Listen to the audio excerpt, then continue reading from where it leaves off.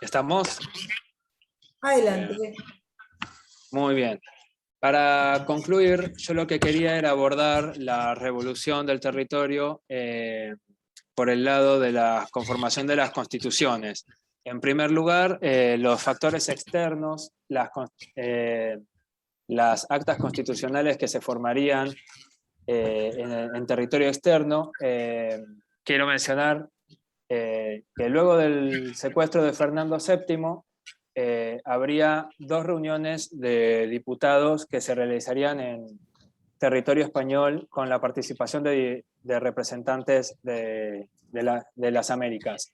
Está el Estatuto de Boyana, que era una junta de diputados organizada por Napoleón con el objetivo de legitimizar el papel de su familia en el trono español.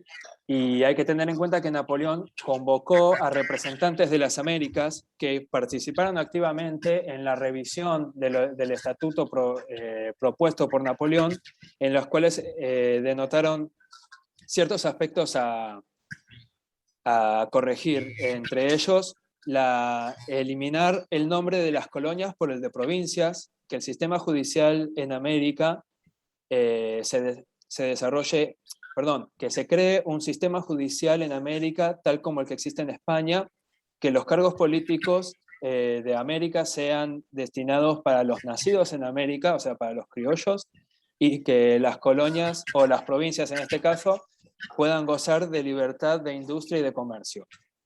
Otro aspecto importante externo es la Constitución de Cádiz. Esto es de las Cortes de la Suprema, como es, del Consejo Supremo de Regencia, que se organizaría en las islas de Cádiz y León, que también tendrían participación de delegados americanos.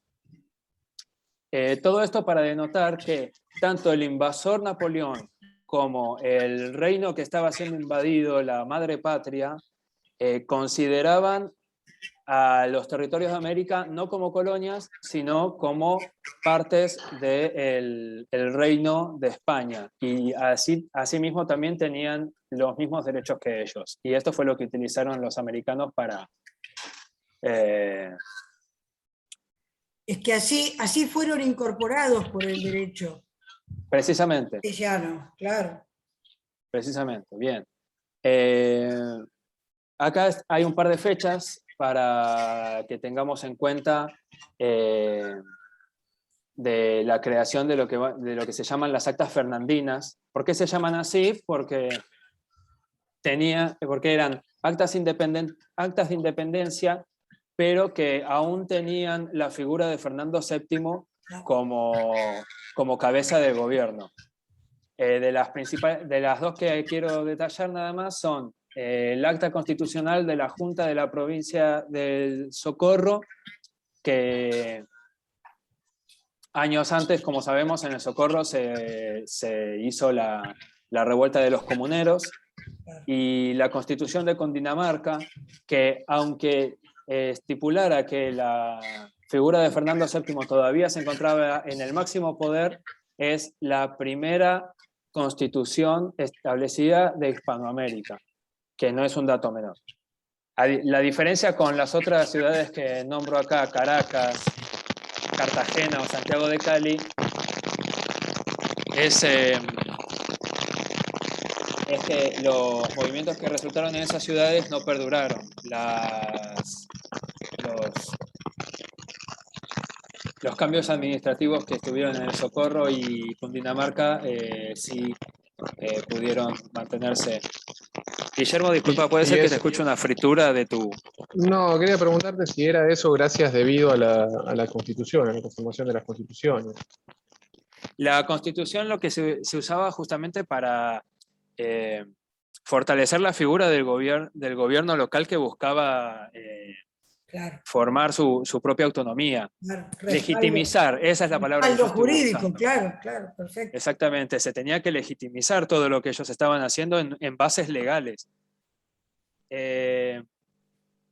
Acá hay un par de citas, lo único que quiero que se denote acá es cómo ellos en las actas independentistas expresan que siguen en representación de don Fernando VII, el rey de España. Así como dice la de Socorro, por ejemplo, dice: ya respiramos con libertad, habiéndose restituido la confianza pública, ya sabemos que podemos conservar nuestra sagrada religión y esta provincia a su legítimo soberano, el señor don Fernando VII. Estas estarían, tiempo después, surgirían las actas independentistas, las principales están aquí detalladas: Venezuela, Cartagena, Cundinamarca, Antioquia, Neiva. La diferencia sustancial que quiero denotar acá es que unas mantenían la figura de Fernando VII como cabeza del poder, y las otras ya expresan que son autónomas e independientes y no requieren de la autoridad de un rey que consideran extranjero. Acá está la independencia de Venezuela. Esto es un fragmento del Acta de Independencia de Venezuela que no voy a leer, así no nos cortamos más tiempo. Bien, un par de características sobre el proceso de formación. Lo que buscaban era organizar un territorio que se ha considerado sin la figura suprema del gobernante, ellos entendían que tenían el derecho y la obligación de administrarse por sí mismos, y esto iba en contra de los intereses de la corona, y por eso es que surgen los conflictos posteriores.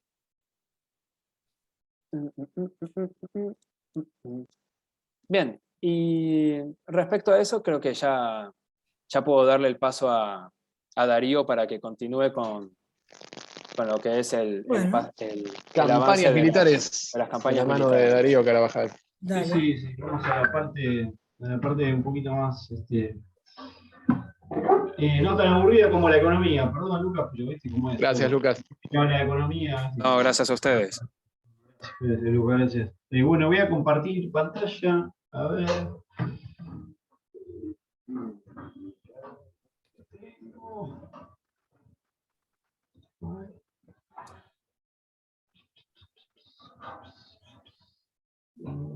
Están todos despiertos, ¿viste?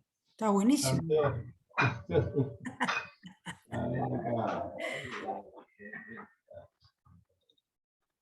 Súper interesante, ¿eh? Súper interesante.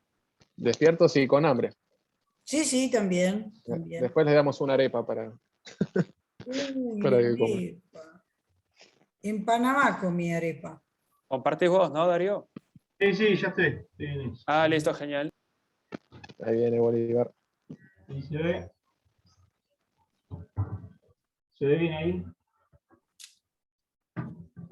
Dale. Perfecto. Bueno, pues.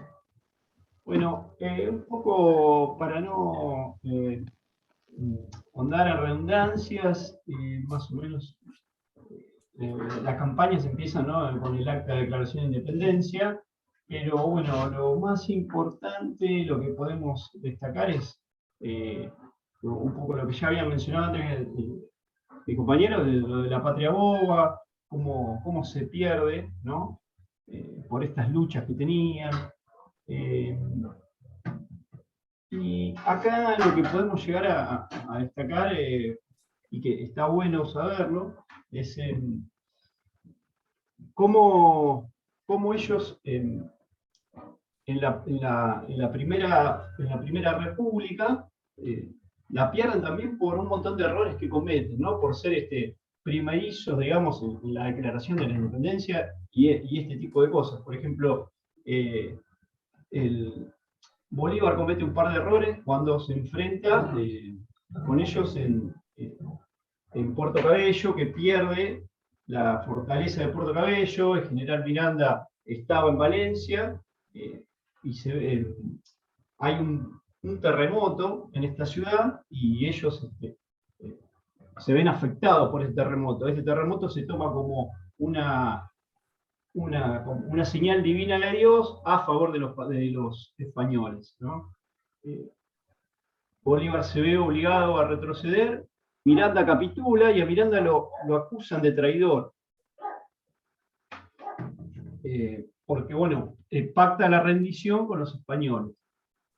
Y es el propio Bolívar el que entrega a Miranda, el general Miranda. El general Miranda es precursor de la revolución. Él en 1806, como ya lo habíamos comentado en la clase anterior, hizo una primera, digamos, excursión en busca de apoyo a los Estados Unidos, pasó por Haití tuvo también buscó apoyo, recibió apoyo y volvió. El tema es que acá se nota, digamos, la forma de revolución que quería Miranda, quería una revolución más ordenada y no algo como lo que había pasado en Haití, o como lo que había pasado en la Revolución Francesa, que, bueno, se termina equivocando, ¿no? Lo más importante de las campañas de Bolívar es lo que se llamó la campaña de Admirable, que fue la que se originó el 28 de febrero de 1813, que es cuando él vuelve de Cartagena, ¿no? Cuando él escapa de la Primera República, va a Cartagena, replantea la reconquista de Caracas, y bueno, y parte de la ciudad de Cúcuta, ¿no? Y en la ciudad de Cúcuta, bueno, ahí vamos, ahí vamos. Sí, tenemos una alerta, hay una alerta, estamos en contacto con la ciudad de Cúcuta, el móvil 3, ¿sí? Nos escucha Oriana Lorenzo, por favor, nos interesaría saber qué está ocurriendo en ese lugar. Hola Guille, Cúcuta 28 de febrero, importantísima victoria del ejército patriota. La contienda comenzó a las 9 de la mañana prolongándose hasta la tarde, donde el brigadier Simón Bolívar y su ejército derrotaron a los invasores, los cuales se replegaron hacia la ciudad de Maracaibo. Esta victoria no podría haberse llevado a cabo sin la participación activa de las mujeres de la ciudad. Entre ellas destacamos la actuación de Mercedes Abrego en su labor de informante y espía. Los datos suministrados por ella le permitieron al ejército patriota conseguir la victoria. En modo de agradecimiento, Mercedes le obsequió al brigadier Bolívar una casaca bordada en oro confeccionada por ella misma. Esto es todo desde Cúcuta. Hermosas noticias, muchas gracias Oriana. Por favor, mantenernos al tanto de las novedades que puedan surgir desde allí. Volvemos a estudios. Muy interesante. Muchas gracias, Oriana. Esta campaña que realiza el general, digamos, la hace en muy poco tiempo y cruza prácticamente todo el territorio de Venezuela, son 1.200 kilómetros para que ustedes se den una idea, y él va por entre medio de los Andes en esa zona, que se forman a través de dos placas continentales, que es la placa del Caribe y la placa de América, no como los Andes, digamos, del Alto Perú, ¿no? Que se forman por la placa de Nazca y la de América. En esta zona, le voy a mostrar un mapa para que vean, esta zona se ve afectada por una falla que hay entre medio de las montañas. Y Bolívar utiliza esta falla para recorrer estas ciudades. Y si ven los puntos amarillos en el mapa, ven las ciudades donde están ubicadas, que, como comentaba antes Lucas, son ciudades que se dedican a la extracción de oro en esta zona, ¿no? Porque, bueno, después está la parte del llano que se dedicaban a la ganadería.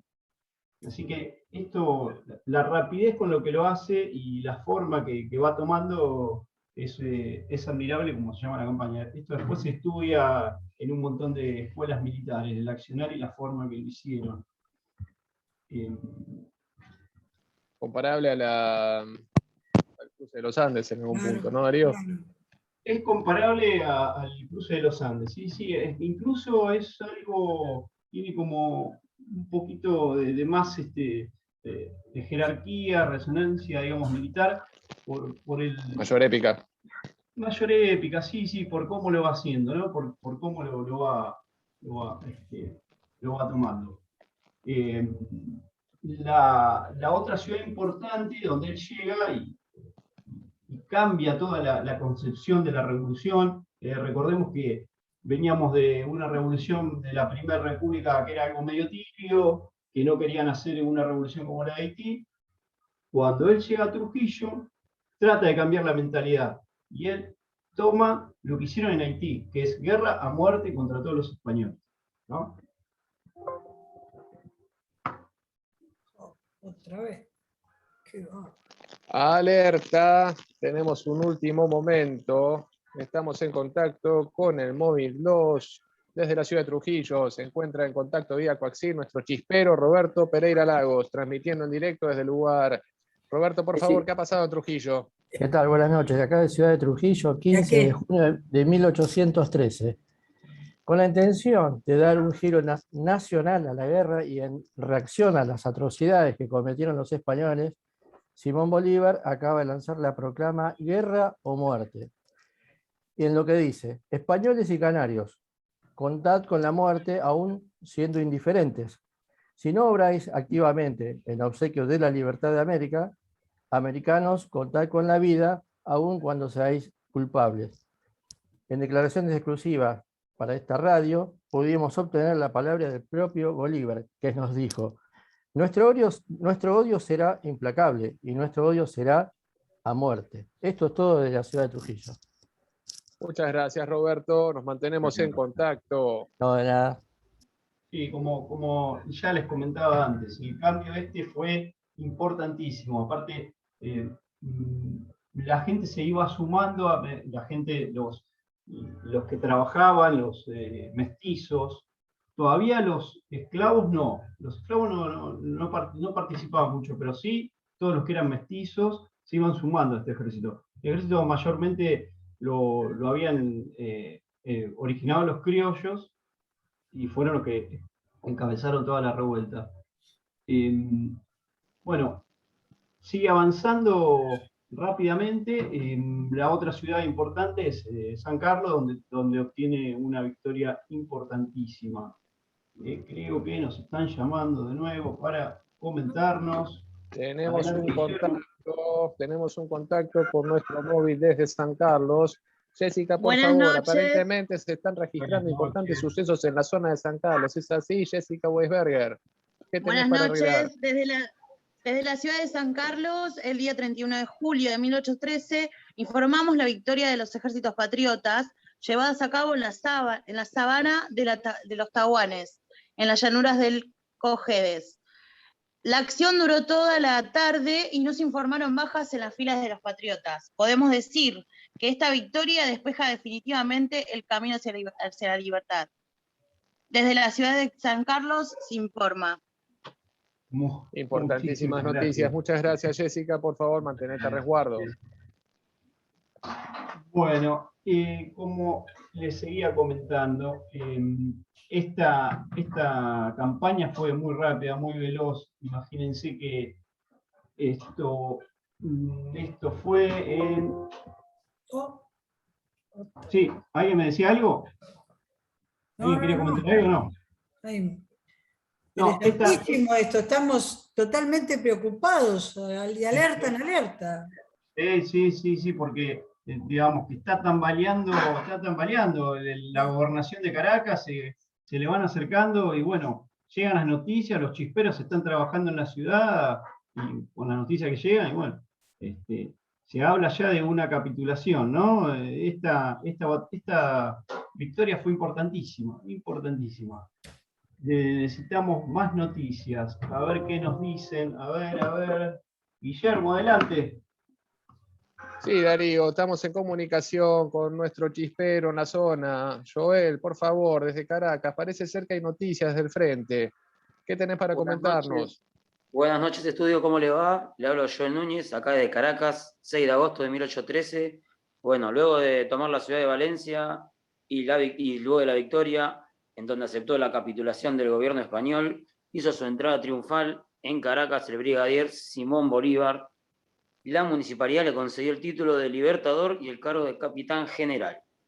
Creo que estamos en condiciones, muchachos, de afirmar que la Segunda República de Venezuela está en marcha. Muy bien.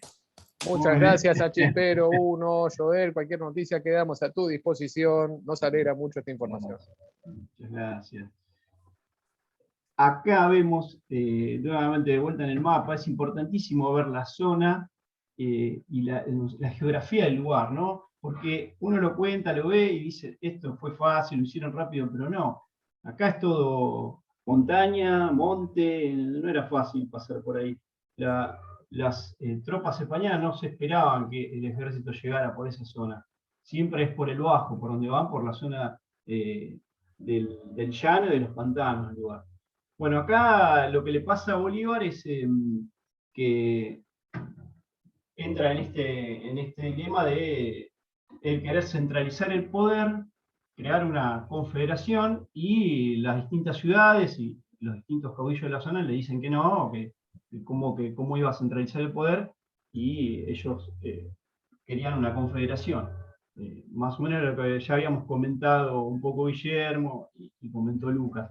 Acá él lucha contra el general Boves, que es el líder de los llaneros, y contra parte del ejército español que había quedado todavía. Y bueno, acá él se ve obligado tiene un par de batallas en las que pierde con el general Boves y se ve obligado a emigrar al oeste del continente. Él viaja a Jamaica, cuando en Jamaica declara que va a seguir luchando por la independencia, ¿no? Que escribe una carta célebre ahí, y de Jamaica se va a Haití. En Haití se entrevista con el presidente de Haití, con Alexandre Petion, y ellos hacen un pacto, ¿no? Que Haití durante toda la revolución los ayudaba, los fue ayudando, pero acá se compromete a aportar armas, buques y gente, ¿no? Soldados para la revolución, a cambio de que Bolívar en el continente declare la independencia. Cosa que no pasó después, ¿no? Porque, bueno, cuando desembarca en la parte de la isla Margarita y toma Guayana, él lo que hace es sí declarar la abolición de los esclavos, pero solo de las mujeres, los niños y los ancianos. A los varones que estaban en capacidad de luchar, los dicen que tienen que formar parte del ejército revolucionario, y bueno, con la condición de una futura liberación. Que después vimos que no fue así, porque la esclavitud se terminó aboliendo en 1850, habíamos dicho. Entonces, es un avance respecto a lo previo, pero no es lo acordado sí, pero como que había no establecido. Y bueno, se fue perdiendo todo eso. La verdad que en ese momento Fernando VII había retornado al trono para esa época, y bueno, quería recuperar la posición estratégica que era Caracas, ¿no? Que era lo más cerca que tenían desde España, el continente, y con esa parte controlaban toda la zona del Caribe y el comercio que iba de América a España. Envía 10.000 soldados al mando del general Morillo. Acá lo que está bueno ver también cómo Bolívar y Morillo toman posiciones distintas. Bolívar, cuando llega a la isla Margarita y entra por la parte de Guayana, toma Angostura, ¿no? Una ciudad importante, que está en el llano, lo que comentábamos antes. Acá él no recibe, digamos, la lucha de los llaneros, sino que los llaneros le suman. Y Bolívar, gana todo el llano, y Morillo ganó toda la altura, porque tenía miedo de que Bolívar vuelva a hacer lo mismo. Y Bolívar lo que hace es cruzar por todo el llano hacia Santa Fe de Bogotá, y cuando entra ya en territorio de lo que sería Colombia, no pasa por los Andes de Venezuela, sino se mete directamente en los Andes de Colombia, y hace lo mismo que hizo en la campaña Admirable, y bueno, cruza los Andes de nuevo en época de lluvia, en un lugar que a nadie se lo hubiese imaginado, utilizando... Darío, perdóname, sobre sí. ese punto, el cruzar los llanos implicaba también cruzar pantanos, digamos, no era una llanura comparable con la nuestra, sino una zona mucho más para ello digo, accesible. llano, y nosotros tenemos la concepción del espacio de la pampa nuestra, y no es así. Ahí hay montes y pantanos, ¿no? Totalmente distintos esa zona. Y acá lo que hace Bolívar es vencer en la batalla de Boyacá a los españoles, ¿no? A Morillo lo vence ahí, y digamos, termina de liberar Colombia con eso. Hay otra serie de batallas, la más importante es esta. Y él termina de liberar Colombia. Se vuelve a Angostura, y ahí declaran la Constitución y forman la Gran Colombia. ¿Qué pasa? En el norte, en la parte de Venezuela, estaba, sobre todo en las ciudades fortificadas que daban al mar Caribe, por ejemplo Maracaibo, estaba todavía el ejército ahí. Entonces él tiene que volver a liberar la parte de Venezuela, ¿no? Todo lo que es Venezuela. Y la batalla más importante será acá, en Carabobo, que es en la ciudad de Valencia, ¿no? Una ciudad importantísima, que también había tenido importancia durante la Primera República, ¿no? Que es acá donde lo hacen preso a Miranda. Esta batalla es la batalla que termina de liberar a todo lo que sería la Gran Colombia, ¿no? Y esta ocupa una posición también, con conocimiento de la geografía, Bolívar ocupa una posición en un monte, digamos, que le daba la visión de todo el territorio.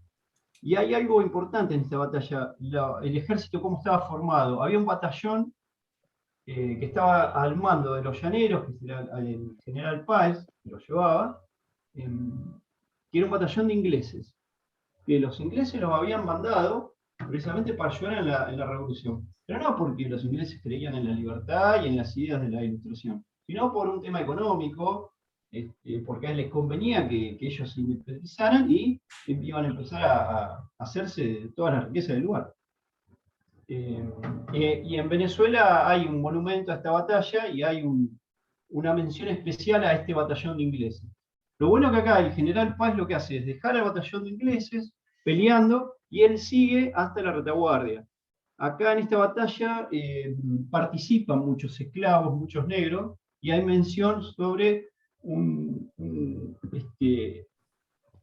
personaje que se llama Pedro Camejo, que le decían el negro primero porque iba al frente de todo el ejército él.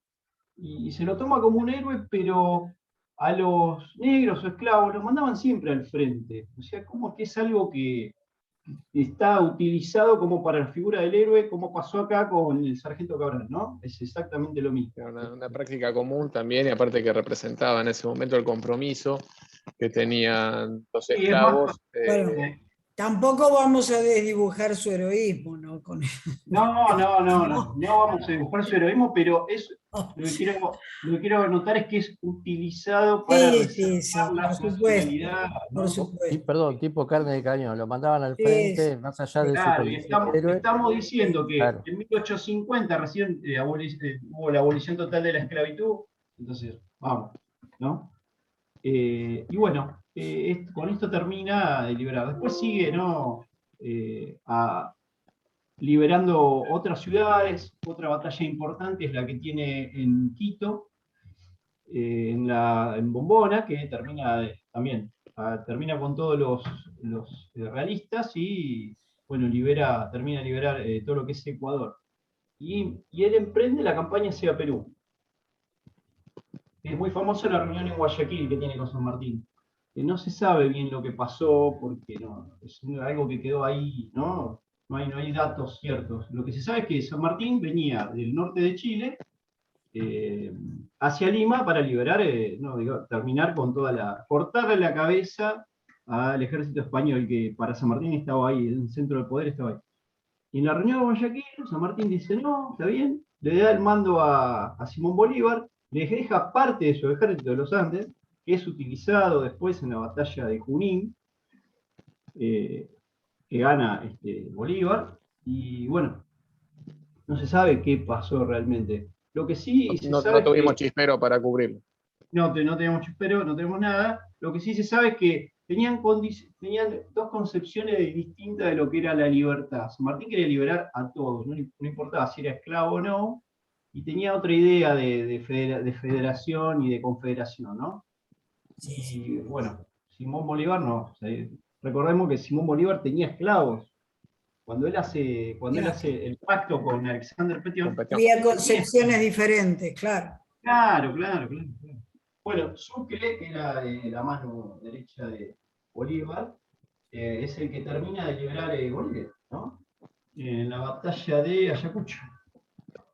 Y bueno, la verdad que de Bolívar lo que podemos llegar a decir que era un incansable el tipo. Él se caía y se volvía a levantar, porque tenemos dos repúblicas que fueron truncas, miles de batallas que perdió, miles que ganó, pero no dejó nunca de pelear por la libertad, ¿no? Tal cual. En eso sí. Y por último, podemos destacar el rol de la mujer. Ya un poco habíamos hablado de Manuela Beltrán, en la Revolución de los Chisperos. Lo que no tenemos son muchos datos historiográficos de esto, ¿no? Encontramos datos que podemos sacar de la Universidad de Colombia, en donde citan por ahí, por ejemplo, que decían que en cada pueblo los indígenas escogieron capitanes y oficiales del común, nombrando mujeres en aquellos lugares donde los hombres estaban criando ganado. O un fraile decía que permitieron nombrar mujeres como capitanes usadas para dar órdenes y maltratar a mujeres blancas. O sea, no hay datos precisos, ¿no? Solo tenemos este tipo de cosas. A Manuela Beltrán lo utilizan como la primera heroína, qué sé yo, pero fue algo fugaz que pasó en ese momento y todavía no se tenía la idea de la independencia. Pero bueno, lo que sí podemos nombrar es otro tipo de actores femeninos que eran más jugadas, ¿no? Como la que habíamos nombrado en la participación de la batalla de Cúcuta, que ella actuó como espía y ayudó a poder lograr la victoria en esta batalla. O otras damas de la época que hacían tertulias para hablar del contrato social. Tenían como acceso a ese tipo de información y lo que hacían era diseminar y esparcir las ideas de la Ilustración. Y muchas de ellas obtenían información de los oficiales realistas que después compartían con las tropas patriotas. Después, un dato más que la verdad que no lo podemos chequear, es un dato blando, no es un dato duro, pero que se cree que 14 mujeres participaron en el último ejército formado por Bolívar, que fue el que peleó en la batalla de Carbón. Lucha armada, estamos hablando de lucha armada, no que acompañaban a la tropa ni nada por el estilo, ¿no? Y bueno, y con esto finalizamos. Buenísimo, Darío. Ya lo único que queda, y lo voy a pasar por alto, es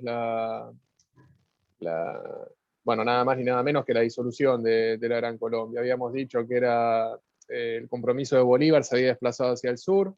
Él había sido electo presidente de la Gran Colombia, delega el mando de Paula Santander y se va hacia el sur a continuar la gesta revolucionaria contra los españoles en Perú. Esto implica que aquel Llanero Páez, que en principio había sido adverso a los patriotas, después actuó con Bolívar, bueno, en este momento se rebelara porque le habían exigido enviar tropas a Caracas, de Venezuela hacia Santa Fe de Bogotá. Tanto él como militares de alto rango que creían más en un desarrollo federalista se veían como traicionados por la figura de Bolívar. Hay intentos de asesinato de Bolívar en la conspiración septembrina.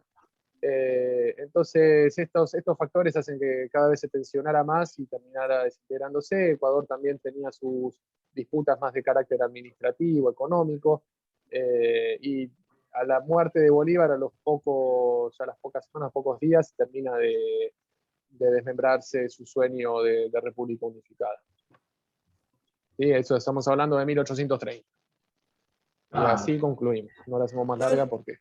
Yo quiero agradecerles la invitación, porque la verdad que esto ha sido un programa realmente muy, muy profundo y muy interesante, así que les agradezco que me hayan permitido participar. No, gracias a usted. Muchas gracias a usted, profesora. Bueno, nos desconectamos y nos volvemos a conectar un momentito. Volvemos enseguida, después de la pausa.